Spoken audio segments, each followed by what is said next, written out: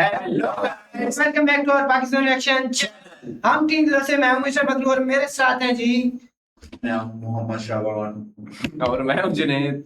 भाई साहब। आज हम टेक बर्नर की वीडियो लेकर आए हैं और देखने जा रहे हैं कि देखने जा रहे हैं 7 insane tech made by India. पागल कर देने वाले जो है ना वो टेक्नोलॉजी उन्होंने इंडियंस ने जो है वो इजाद की, लेकिन किस चीज की इजाद की ये लाजमी बताइए पहले। भाई ये ऐसी टेक्नोलॉजी है जो हमें पता ही नहीं है कि कैसे हुई। नहीं, इसका हमें कोई आइडिया तो नहीं है। तो बगैर टेक्नोलॉजी के कोई ऐसी चीजें उन्होंने बता दी जो कि हमें पता ही नहीं था कि पहले, मतलब कि उन्होंने ना, वो पहले के दो लोग थे ना, वो बताते थे जब सूरज की वो रोशनी पड़ती थी ना किसी पर, वो बताते इस टाइम ये टाइम हो गया। बगैर हालांकि घड़ी के बगैर वो बता देते और एग्जैक्ट टाइम होता था। अच्छा वो वाले टेक यार, हमें तो इस चीज का ज्यादा आइडिया नहीं है, तो हमें कोई आइडिया नहीं है कि ये रिलीजियस के कोई टेक होने जा रहे हैं या कोई इंडियंस टेक्नोलॉजी में या उनकी कोई स्टडी में कोई। बिल्कुल ऐसे मैं टेक्नोलॉजी नहीं कहेंगे इसे, तो फिर वो नॉलेज कहेंगे ना, कि नॉलेज इतना था लोगों को, नॉलेज इतना था, देख के बता देते थे कि टाइम। मैं क्या वीडियो स्टार्ट करते हैं। लेट्स गेट ज्यादातर ना वो लोग ना सूरज को देख के टाइम बता देते हैं और एग्जैक्ट कोई 5-6 असल में ना इसके गांव में बहुत ज्यादा जो है ना वो दयालु लोग रहते हैं, साइंस से रिलेटेड जो है दयालु लोग रहते हैं, साइंटिस्ट बैठे हुए हैं और जो कि उधर ही अपने गांव के अंदर ही ना ये क्या नाम है वो करते एक्सपेरिमेंट करते हैं और उनके कामयाब वगैरह भी होते हैं। और एक दो साइंटिस्ट जो है उनकी हम बात भी हुई है, वो भड़क चुके थे, उन्होंने कोई तारों के साथ एक्सपेरिमेंट किया था कि करंट कितनी देर दूर से लगता है वो चेक करते थे। वो पता चल गया कि 1 मीटर से ना 11,000 केवी की तार है, तो 1 मीटर से वो पकड़ लेती है। तो चलो यार स्टार्ट करते हैं। हमें पता चल गया। चलो भाई। स्टार्ट करो, लेट्स स्टार्ट। इंडिया ने मेरे दोस्तों जीरो नहीं बनाया तो आज टेक ही नहीं होता। सोचो अगर जीरो ना होता तो आपका फोन नंबर कैसे लिखा जाता। मार्कोनी जी जो हैं वो दुनिया के फादर ऑफ रेडियो बुलाया जाता है उनको, लेकिन एक बंगाली प्रोफेसर ने उनसे 1 साल पहले ही रेडियो बना लिया था। आपके फोन या लैपटॉप में जो यूएसबी पोर्ट है वो एक इंडियन इंजीनियर ने अपनी बेटी के प्रिंटर के प्रॉब्लम से परेशान होकर बनाया था। इंडिया का जो मार्स मिशन है वो हॉलीवुड की मूवी ग्रेविटी से भी सस्ते में हुआ था। और इंडिया के सीवी रमन ने एक ऐसी खोज की थी, एयरपोर्ट के स्कैनर से लेके मार्स के रोवर तक सब में वही टेक्नोलॉजी यूज होती है। आज जो हम सेमीकंडक्टर चिप्स अपने फोन में यूज करते हैं उसका बेस भी भाई इंडिया ही था। दुनिया का सबसे बड़ा पेमेंट सिस्टम, सबसे बड़ा बायोमेट्रिक आईडी सिस्टम और अपना खुद का सैटेलाइट नेविगेशन, तीनों इंडिया के पास है। हम आजादी के भाई 80 साल मनाने वाले हैं और आज 15 ऐसी चीजें जो इंडियंस ने बनाई है जिसके लिए हम सभी प्राउड फील करते हैं मेरे दोस्तों। वो सबसे पहले भाई जीरो। अगर ये जीरो नहीं होता तो दुनिया में ना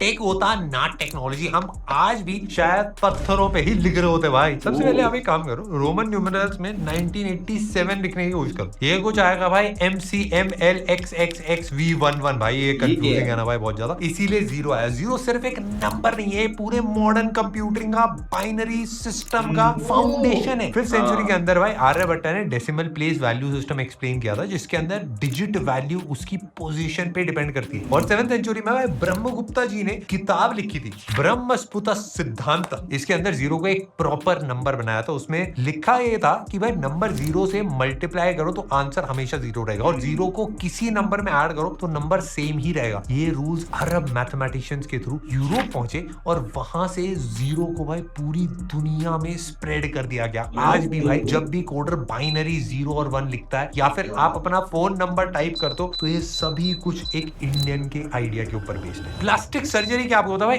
इंडिया में इन्वेंट हुई थी। प्लास्टिक सर्जरी 2600 साल पहले बनाई गई थी। 6th सेंचुरी बीसी में फिजिशियन सुश्रुत ने नोज रिकंस्ट्रक्शन यानी राइनोप्लास्टी की टेक्निक लिखी थी अपनी किताब सुश्रुत संहिता के अंदर। उस जमाने में चोरी या अडल्ट्री जैसे क्राइम्स के लिए नोज काटना एक मेजर पनिशमेंट होता था। इसी के लिए भाई डिमांड थी कि भाई किसी भी तरह नोज वापस बनाई जाए। सुश्रुत ने चीक या फोरहेड से स्किन का एक फ्लैप काटा, उसको नोज की जगह पे फोल्ड करा और एक छोटा पेडिकल अटैच रखा ताकि ब्लड सप्लाई बनी रहे। ये सिर्फ थ्योरी नहीं थी भाई। 1794 में एक ब्रिटिश सर्जन ने लंदन के जेंटलमैन्स मैगजीन में लिखा था कि उसने इंडिया में एक बुलेट कार ड्राइवर कवच जस्सी के नोज इसी टेक्निक से रिकंस्ट्रक्ट होते देखी थी, जिसकी उस जमाने में भाई टीपू सुल्तान के सोल्जर्स ने उसकी नाक काट दी थी। इसी आर्टिकल ने यूरोप में प्लास्टिक सर्जरी को 1814 के अंदर रिवाइव करा गया था। डॉक्टर जोसेफ कैरोपे ने ये इंडियन मेथड यूज करके 2 ब्रिटिश ऑफिसर्स के नोज सक्सेसफुली रिकंस्ट्रक्ट करी थी। आज भाई कोई भी सर्जन कोलेजन स्किन अगर ग्राफ्ट करता है वो फंडामेंटली वही प्रिंसिपल यूज कर रहा है जो सुश्रुत जी ने लिखा था, बस टूल्स जो है थोड़े से मॉडर्न हो गए। रेडियो भाई 1895 में कैलकाटा के प्रेसिडेंसी कॉलेज में जगदीश चंद्र बोस ने पब्लिक डेमोन्स्ट्रेशन दिया था, जिसमें बेसिकली उन्होंने करा क्या था, एक इलेक्ट्रोमैग्नेटिक वेव से बेल बजा दी थी और गन पाउडर भी एक्सप्लोड करा के दिखाया था दूर से बिना किसी भी वायर के। 23 मीटर की दूरी थी। ये मार्कोनी के फेमस 1896 पेटेंट से पहले कर रखा था। बोस ने एक डिवाइस बनाया जिसने गलीना क्रिस्टल को यूज करा था रेडियो वेव्स को डिटेक्ट करने के लिए, एंड ये दुनिया का पहला सेमीकंडक्टर जंक्शन, और 1904 में इसको पेटेंट भी मिला। इंटरेस्टिंग बात यह है कि भाई बोस ने खुद अपना पेटेंट कमर्शियलाइज करने से 100% मना कर दिया। उन्होंने कहा कि भाई वो रिसर्च में इंटरेस्टेड, पैसा बनाने में उनको इतना ज्यादा इंटरेस्ट है ही नहीं। बाद में भाई मार्कोनी ने अपना ट्रांसलैक्टिक सिग्नल रिसीव करने के लिए जो मर्क्यूरी कोहरर यूज करा था वो बोस के डिजाइन से ही मॉडिफाई करा गया था। नोबेल लॉरिएट नेविल मॉट ने कहा था कि भाई बोस सेमीकंडक्टर फिजिक्स समझने में अपने टाइम से 60 साल से भी ज्यादा आगे थे, और आज भी भाई जितने फोन्स में सेमीकंडक्टर चिप्स हैं उनका कॉन्सेप्चुअल फाउंडेशन इसी तरह भाई क्रिस्टल डिटेक्टर इक्विपमेंट से आया था। रमन इफेक्ट जो है भाई ये स्कूल में हम सब ने पढ़ा था, बट क्या आपको याद है कि भाई 1928 में सीवी रमन और उनके स्टूडेंट के.एस. कृष्णन ने कैलकाटा में डिस्कवर करा कि लाइट जब किसी ट्रांसपेरेंट मटेरियल से गुजरती है तो उसका थोड़ा सा हिस्सा अपनी वेवलेंथ बदल लेता है। इसको रमन इफेक्ट कहते हैं। ये स्कैटरिंग मॉलिक्यूल के साथ एनर्जी ट्रांसफर की वजह से होता है, और ये पैटर्न भाई हर मटेरियल के लिए यूनिक होता है। 1930s के अंदर रमन जी को फिजिक्स का नोबेल प्राइज मिला था, और वो फिजिक्स में नोबेल जीतने वाले पहले एशिया के इंसान बने थे। आज रमन इफेक्ट का यूज होता है भाई रमन स्पेक्ट्रोस्कोपी के अंदर। इसमें कैंसर सेल्स को बिना किसी इन्वेजिव सर्जरी के आइडेंटिफाई किया जा सकता है, और मार्स रोवर के अंदर भी सेम टेक लगा रखा है कॉम्पोजिशन चेक करने के लिए और भाई अलग अलग चीजों के लिए। इंडिया में हर साल 28 फरवरी को नेशनल साइंस डे मनाया जाता है। आपको याद ना बताओ, ये इसीलिए कराया जाता है क्योंकि उसी दिन भाई रमन इफेक्ट डिस्कवर हुआ था। सोचो एक एयरपोर्ट के बैगेज स्कैनर को भी भाई लाइट एक्सरे के स्कैटरिंग पैटर्न से अंदर आइडेंटिफाई वो चीजें करता है, उसमें भी रमन इफेक्ट से बहुत ज्यादा इंस्पिरेशन ली है। रमन इफेक्ट बिल्कुल वैसे ही काम करता है मॉलिक्यूलर लेवल पे। 1924 में ढाका यूनिवर्सिटी के यंग प्रोफेसर सत्येंद्र नाथ बोस ने प्लैंक्स लॉ डिराइव करने का एक नया तरीका लिखा था, और इसको फिलोसॉफिकल मैगजीन के जर्नल को भेजा था। जर्नल ने 6 महीने बाद पेपर रिजेक्ट कर दिया। बोस ने हिम्मत करके अपना रिजेक्ट हुआ पेपर डायरेक्टली अल्बर्ट आइंस्टाइन को भेज दिया था, और अल्बर्ट आइंस्टाइन इतने इंप्रेस्ड हुए थे कि उन्होंने खुद पेपर को जर्मन में ट्रांसलेट करके पब्लिश करवाया, और अपनी तरफ से एक नोट भी ऐड करा जिसमें उन्होंने बोस के मेथड को इंपॉर्टेंट एडवांस बताया। बेसिकली ये काम आगे जाकर बोस आइंस्टाइन स्टैटिस्टिक्स बना, जो डिस्क्राइब करता है कि फोटॉन्स जैसी पार्टिकल्स कैसे बिहेव करती हैं, और इन्हीं पार्टिकल्स को पॉल डायरेक ने बाद में बोसॉन्स नाम दिया बोस के ऑनर में। आज लेजर सुपरकंडक्टर और क्वांटम कंप्यूटर सब इस फंडामेंटल फिजिक्स के ऊपर बेस्ड है, जिसको रिजेक्ट कर दिया गया था। 1940s में देहरादून में जब नरेंद्र सिंह कपानी स्कूल में थे, उनके स्कूल टीचर ने भाई उनको बताया कि भाई लाइट हमेशा स्ट्रेट लाइन में ट्रैवल करती। कपानी जी को ये बात थोड़ी सी चैलेंजिंग लगी, क्योंकि उन्होंने खुद देखा था कि भाई लेंस और प्रिज्म से लाइट मोड़ना पॉसिबल तो है। इंपीरियल कॉलेज लंदन में हैरोल्ड हॉपकिंस के साथ काम करते हुए कपानी जी ने 1953 में ग्लास के हजारों पतले फाइबर्स को बंडल करके लाइट को उनके थ्रू ट्रांसमिट करने का तरीका निकाला। इंटरनल रिफ्लेक्शन का प्रिंसिपल है, जिसमें लाइट ग्लास के अंदर ही बाउंस करती रहती है जब तक वो दूसरे एंड तक नहीं पहुंचती। आज जो भी इंटरनेट आप चल रहा है आपके घर में, डेटा जो पहुंच रहा है वो इसी प्रिंसिपल के ऊपर बेस्ड है। लाइट को ग्लास के अंदर ट्रैप करके एक टनल से गुजारने वाली लेजर बीम, एंड तभी भाई इंटरनेट इतना फास्ट चल पाता है, क्योंकि अगर साउंड से या रेडियो वेव्स या किसी और चीज से ट्रांसफर होता तो भाई अपनी 2 kbps स्पीड भी ना है। 1994 में इंटेल में काम करने वाले अजय भट्ट अपनी बेटी के स्कूल प्रिंटर को कनेक्ट करने में उनको बड़ी दिक्कत आ रही थी। उस वक्त भाई हर डिवाइस का अपना अलग इनकम्पैटिबल कनेक्टर होता था। प्रिंटर का अलग होता था, माउस का अलग होता था, कीबोर्ड का अलग होता था। भट्ट ने सोचा कि एक यूनिवर्सल कनेक्टर क्यों ना बनाया जाए जो सब कुछ कनेक्ट कर सके। इसी से भाई यूनिवर्सल सीरियल बस मतलब यूएसबी की इन्वेंशन हुई थी। 1995 से 1996 में इंटेल में ये डेवलप हुआ था। भट्ट जी जो है उनके पास में 132 यूएस और इंटरनेशनल पेटेंट्स हैं, लेकिन यूएसबी से उनको खुद कोई ऐसा पैसा वैसा नहीं कमाया गया था, क्योंकि ओनरशिप इंटेल के पास थी। एंड 2009 में इंटेल ने एक फेमस टीवी एड बनाया था जिसमें भट्ट को रॉकस्टार की तरह दिखाया गया था। आपको लग रहा होगा भाई रिवर्स क्यों नहीं होता था? वो ऐसा जानबूझ के नहीं करा गया था, क्योंकि रिवर्सिबल डिजाइन से वायर सर्किट्स दोनों चीजें डबल लगती है और कॉस्ट भी डबल हो जाती है। तो यूएसबी उल्टा सीधा करने में अगर आपको दिक्कत आ रही हो तो आप याद रखना कि जो फाउंडर थे उनको भी सेम ही दिक्कत आई थी, उन्होंने भी सेम दर्द झेले थे। हॉटमेल भाई $400 मिलियन में कैसे बिका था? 1996 में सबीर भाटिया जी हैं और उनके पार्टनर जैक स्मिथ ने हॉटमेल लॉन्च किया था। दुनिया की पहली major free web based email service. नाम हॉटमेल था क्योंकि उसके जो कैपिटल लेटर्स थे HTML स्पेल करते थे। सर्विस फ्री थी, रेवेन्यू एड से आता था और सिर्फ $3 लाख के इनिशियल इन्वेस्टमेंट से शुरू करा गया था। 18 महीने के अंदर दिसंबर 1997 तक हॉटमेल के पास 8.5 मिलियन यूजर्स थे और शुरू में माइक्रोसॉफ्ट ने सिर्फ 140 मिलियन का ऑफर किया था, लेकिन भाटिया जी ने वो रिजेक्ट कर दिया और नेगोशिएट करके डील 400 मिलियन तक ले गए। आज हॉटमेल ही माइक्रोसॉफ्ट का outlook.com बन चुका है, जिसके अभी भी around 500 million users active. Vinod Dham Pune में पैदा हुए थे और इंटेल में 1990 में सीनियर आर्किटेक्ट की तरह उन्होंने ज्वाइन करा था और उसी साल 586 प्रोजेक्ट को बाद में पेंटियम प्रोसेसर जो कहलाया गया उसको लीड करने की रिस्पॉन्सिबिलिटी उनको मिली। पेंटियम प्रोसेसर इंटेल का सबसे सक्सेसफुल माइक्रो प्रोसेसर बन गया था और पर्सनल कंप्यूटिंग को फंडामेंटली उन्होंने बदल दिया। दाम को इसी वजह से फादर ऑफ पेंटियम कहते हैं और उन्होंने खुद इंटेल के पहले फ्लैश मेमोरी टेक्नोलॉजी ईटॉक्स को भी को इन्वेंट करा था। इंटेल छोड़ के उन्होंने नेक्स्ट जेन ज्वाइन करा जो बाद में AMD ने एक्वायर किया। वहां उन्होंने K6 प्रोसेसर बनाया जिसको एक्चुअली पेंटियम किलर कहा जाता है। सोचो भाई, बिना पेंटियम के पूरी 1990s की computing revolution, gaming, internet boom कुछ भी नहीं होता। UPI मेरे दोस्तों, unified payments interface, national payments corporation of India NPCI जो है उन्होंने 2016 में लॉन्च करा था और आइडिया सिंपल था, दो बैंक अकाउंट्स के बीच में भाई इंस्टेंट रियल टाइम ट्रांसफर हो बिना कार्ड या कैश के, सिर्फ एक ऐप से। जुलाई 2026 में UPI ने एक रिकॉर्ड बनाया था, 23.66 बिलियन ट्रांजैक्शंस एक महीने के अंदर, जिनकी टोटल वैल्यू अप्रोक्सीमेटली भाई 29.88 लाख करोड़ थी। इसका मतलब average 763 million transactions per day. Year on year ये वॉल्यूम 22% और वैल्यू इनकी 19% बढ़ रही है। और ट्रेडिशनल कार्ड नेटवर्क या वायर ट्रांसफर्स में ट्रांजैक्शन के पीछे की फीस होती है, डिले होता है। UPI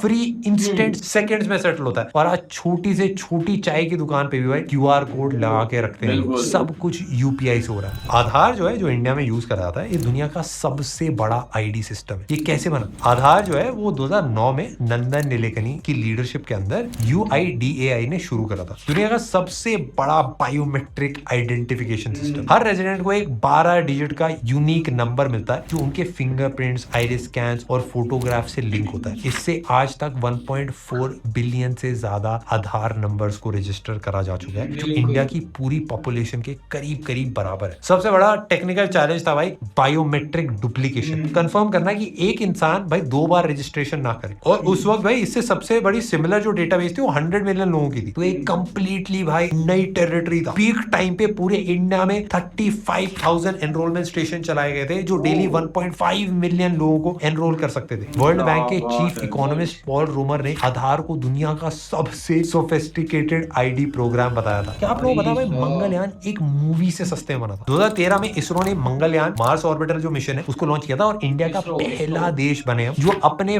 फर्स्ट ही अटेम्प्ट में मार्स तक सक्सेसफुली पहुंच गया भाई। टोटल मिशन कॉस्ट रिपोर्टेडली भाई $74 मिलियन था, जबकि उसी साल रिलीज हुई हॉलीवुड वाली मूवी जो थी ग्रेविटी, उसका बजट 100 मिलियन था। कंपैरिजन में नासा के सिमिलर जो मेवन मार्स मिशन जो है वो मंगलयान के सिर्फ 2 दिन बाद मार्स पहुंचा, उसकी कॉस्ट रिपोर्टेडली 671 मिलियन थी, ऑलमोस्ट 9 गुना ज्यादा। एंड इसलिए इसरो ने चंद्रयान 2 के एग्जिस्टिंग हार्डवेयर को रिपर्पस किया और जब पेलोड वेट बढ़ी, थ्रस्टर्स और प्रेशर टैंक्स रिड्यूस करके बजट के अंदर रखा, तो भाई ये सारी चीजें पॉसिबल हो पाई। ये फ्रूगल इंजीनियरिंग का पूरा रिजल्ट था और ये ट्रेडिशन विक्रम साराभाई के टाइम से चली आ रही है भाई, जिन्होंने 1960s में एक विजन दिया था, रिसोर्स कम है जिस नेशन के अंदर, उसमें भी स्पेस प्रोग्राम हम अफोर्ड कर पाए और स्मार्ट इंजीनियरिंग अगर करी जाए तो ये सब कुछ क्रेजी तरीके से पॉसिबल। आज वही विजन भाई सामने दिखता है, मार्स में हम पहुंच रहे हैं, नेक्स्ट लेवल चीजें कर रहे हैं। सेम चीज भाई चंद्रयान 3 में भी थी। चंद्रयान 3 ने भी रिकॉर्ड बनाया था भाई। 23 अगस्त 2023 को चंद्रयान 3 का विक्रम लैंडर मून के साउथ पोल के बाद सॉफ्ट लैंड हुआ था और इस रीजन में भाई लैंड करने वाला इंडिया दुनिया का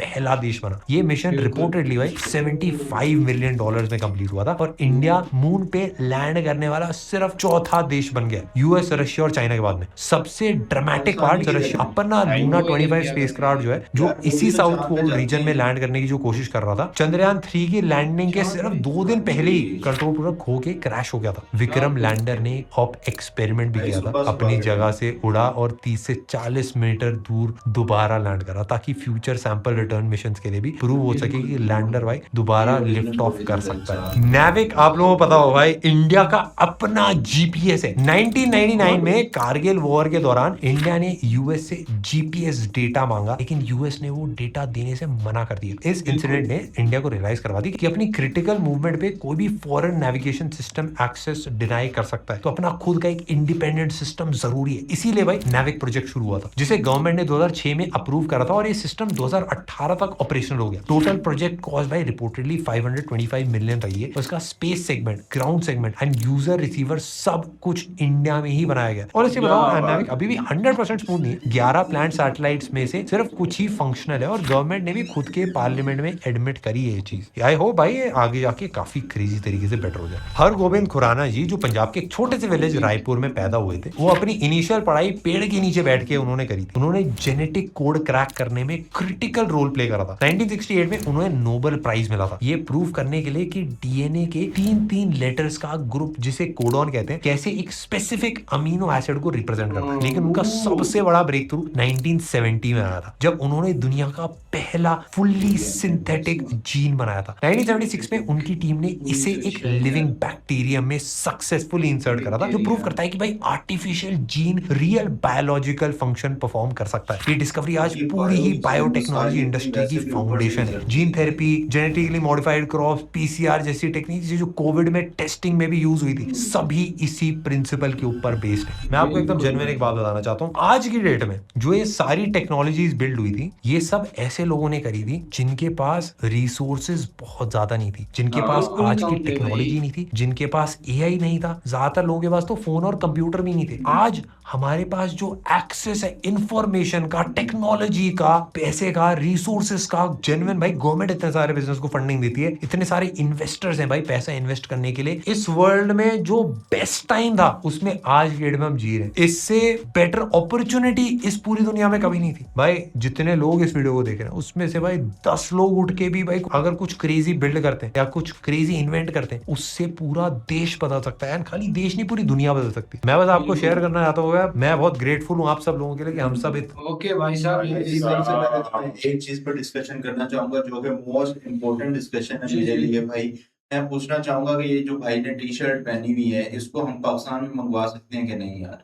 टी शर्ट, हाँ टी शर्ट तो क्रेजी है भाई यार। आफ्टर ऑल भाई का ब्रांड है टी शर्ट्स का, और इतनी प्यारा ग्राफिक्स, इतने प्यारे मुझे ना वो ये यार, जो ये डिजाइन नहीं देखा मैंने यार। डिजाइन के अलावा ग्राफिक्स बड़े प्यारे लगे हैं, बहुत प्यारी बनी हुई है। और आज की जो टॉपिक पे अब डिस्कशन भाई करनी है टॉपिक में क्या बताऊं कि बताना पड़ेगा। न्यूटन वो भी दरख्त के नीचे पढ़ के आया। ओके। उसने इतना बड़ा फार्मूला बना के रख ओके। दिया। दूसरा अब वो इंडियन था, उसने डीएनए दरख्त के नीचे पढ़ा, वो डीएनए का फार्मूला लेकर आ गया। यार हम मैं सिर्फ एक चीज कहना चाहूंगा कि हमें आज तक लगता था कि हर चीज की जो शुरुआत है, जो शुरू दिन से चलती आ रही है, वो अंग्रेज जो है, कुत्ते के बच्चे जो हैं उन्होंने की है। बिल्कुल। लेकिन मैं टोटली रॉन्ग था, हम सब टोटली रॉन्ग थे, हम सब क्षमा चाहते हैं। हमें नहीं आइडिया था कि हर एक चीज की शुरुआत जो है वो इंडिया में से हुई है और इंडिया के आगे शास्त्रियों से हुई है। बिल्कुल तो ऐसे है। हमें इस चीज का टोटली आइडिया नहीं था, और हम खुश हैं, बहुत खुश बिल्कुल हैं ऐसे। कि एटलीस्ट जो है हमारे नेबर कंट्रीज में से हुई है, एटलीस्ट जो है हमारे अपने लोगों में से हुई है, एटलीस्ट जो है वो उन लोगों में से। अच्छा, फिर एक चीज की मुझे नहीं समझ आती कि जब हमारे नेबर्स में से हर चीज हुई है, हर चीज यानी कि हमारे लोगों ने की है, तो वो क्रेडिट, हर सारा क्रेडिट वो कुत्ते के बच्चे खुद क्यों ले रहे हैं? यार ये शुरू दिन से हमें किताबों में वही पढ़ाया जा रहा है, शुरू दिन से हमें क्या नाम है, हमारी अभी तक स्टडीज में यही पढ़ाया जा रहा है कि वो आइंस्टाइन था, ये था, फलाना था। बिल्कुल ऐसे। हमें आज तक ये क्यों नहीं बताया गया कि जो एक्चुअल में चीज है वो हुई है, वो क्यों नहीं हमें आज तक बताया कि मेरा वो ये जो सर्जरी वाला है ना, सर्जरी ऑपरेशन जो सबसे पहले किया था, नोज वाला, वो अली सीना ने किया था। वो जो पहले सर्जरी हुई थी ना, उसके औजार भी उसके उसी के थे। और उसने वो बनाए। हार्ट सर्जरी का तुम्हें पता है किसने की थी सबसे पहले? वो मुझे नहीं पता, लेकिन उसका क्रेडिट भी सारा ना वो अंग्रेज ले चुके हैं कि ये सर्जरी हमने पहले की थी। हमसे अबे यार। अरे यार, ये अंग्रेजों का क्या किया जाए, वो खुद तो दफा हो गए हैं इस कंट्री से, लेकिन यार अभी तक उनकी वो जो चीजें हैं ना वो नहीं दफा होने और वो पा जो रही। रेडियो वाला एक्सपेरिमेंट था वो भी हमारे किसी इंडियन ने हाँ। या बांग्लादेशी भाई ने किया था, लेकिन उन्होंने कहा था कि मुझे वो सिर्फ ये रिसर्च के लिए, मुझे वो पब्लिश वो नहीं चाहिए। हाँ, हाँ। वो तो एक साइंटिस्ट ने कहा होगा, लेकिन बाकी साइंटिस्ट ने तो ऐसा कोई नहीं कहा, तो वो उनका क्रेडिट भी टेक्स्ट जो है वो मिलता है कि हमें आज तक यही नहीं पता था कि हम रोते हैं कि हमारे पास 4G 5G हमारे पास स्पीड थी, ये नहीं है। हमें ये नहीं आइडिया कि भाईजान वो स्पीड हम तक आ किस तरह रही है। वो यूएसबी वाला तो हमें पता ही नहीं था कि भाई वो भी किसी इंडियन ने बनाया, भट्ट साहब ने। क्या बात। ठीक बनाई उसने, यूएसबी बना के ना जिंदगी हमारी आसान कर दी। आसान क्या, आधे से ज्यादा काम आसान कर दिए भाई। बिल्कुल ऐसे ही बिल्कुल भाई। भाई साहब। हाँ दीवार, ये थी हमारी आज की वीडियो। उम्मीद करते हैं आपको हमारी वीडियो अच्छी लगी होगी। अगर तो आपको इस वीडियो से देख के कुछ क्रेजी सा कोई हुआ है कि knowledge कोई अगर चीज़ मिली आप है तो बनाना भाई। चाह रहे क्रेजी सी, तो वो बना ले, क्योंकि मैं भी आज ना आजकल यूट्यूब की जो ना वो अल्टरनेटिव वो बनाने जा रहा हूँ। मुझे भी क्रेज आ गया, थोड़ा आगे बढ़ना चाहिए भाई साहब। तो चलते हैं, मिलते हैं फिर नेक्स्ट वीडियो में। टिल देन टेक केयर जी।